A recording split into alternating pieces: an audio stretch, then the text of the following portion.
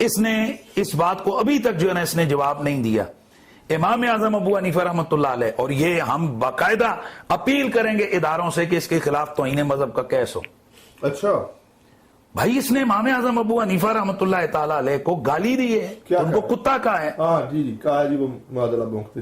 ٹھیک ہے ٹھیک ہے. جی یہ اس وجہ سے بھی اپنی ویڈیوز کے ذریعے سے یہ بندہ اللہ کا دشمن ثابت ہو گیا, یہ گمراہ ملعون ثابت ہو گیا. امام اعظم نے جو عقیدہ بیان کیا میں اس کی طرف آ رہا ہوں. پہلی بات یہ کہ اس نے اپنی ویڈیوز کے اندر تسلیم کیے ہوئے کہ امام اعظم ابو حنیفہ رحمۃ اللہ علیہ اللہ کے ولی ہیں.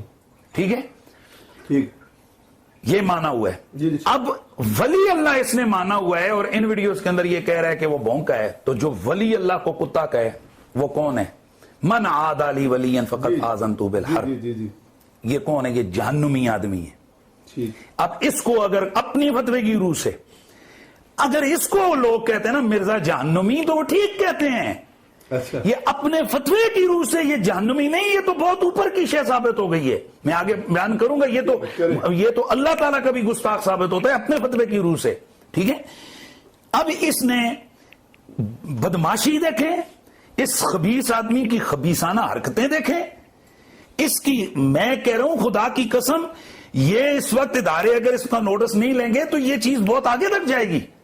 مطلب یہ جو مرضی آ کر بھونکے, اس کو کھلی چھوٹ دی ہوئی ہے اداروں نے, اور اس پر تو میں کہتا ہوں پوری قوم کو جناب سامنے آنا چاہیے کہ بھائی اس آدمی نے, میں کہہ رہا ہوں, میں اگر کسی شیعہ کے کسی بڑے اسکالر کو میں اگر کتا کہوں تو ادارے کیا کریں گے؟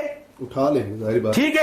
اور یہ بھونک رہا ہے امام اعظم ابو حنیفہ کو بکواس کر رہا ہے. یہ بڑے بڑے فقہاء کرام کو اس نے, امام قدوری رحمۃ اللہ علیہ جیسے اتنے بڑے فقیہ اعظم کو اس نے جناب کتی کا بچہ کہا. ٹھیک ہے, دیکھیں دی ہوئی ہے, اور ابھی ہم اس کے خلاف منظم طریقے سے کام کریں گے. بالکل یہ بالکل یہ توبہ کرے گا, یہ خبیث معافی مانگے گا, بصورت دیگر اس کے خلاف ہم کارروائی کروائیں گے. یہ کوئی بات ہے کہ جناب یہ ایک طرف یہ کہہ رہے ہیں, دیکھو اس کے ہمارے پاس ویڈیوز موجود ہیں, خود یہ جو کتاب, جس کتاب کے حوالے سے امام اعظم ابو حنیفہ پر یہ الزام لگا رہا ہے, اچھا, خود اس کتاب کے حوالے سے یہ کہہ چکا ہے کہ یہ ان سے 200 سال بعد میں لکھی گئی ہے. خود تسلیم کرتا ہے. تو جب یہ بدماش آدمی خود تسلیم کرتا ہے کہ یہ کتاب امام اعظم ابو حنیفہ کی نہیں, تو اس کتاب کو سامنے رکھ کر یہ ان کے حوالے سے اتنا بکواس کر رہا ہے. پھر ہم نے اس کو کہا ہے اس کا جواب دینا, کیوں نہیں جواب دیتا؟ کہ یہی جو روایات ہیں عدم ایمان, دیکھیں اس طرح علمی چیزیں بہت ساری ہیں, حضرت ابو طالب کے حوالے سے ہیں, اور اس طرح سے کئی شخصیات کے حوالے سے یہ لٹریچر, اسلامی لٹریچر میں چیزیں موجود ہیں. عدم اسلام کے حوالے سے والدین رسول کے, کیا بخاری مسلم میں روایتیں صحیح نہیں ہیں؟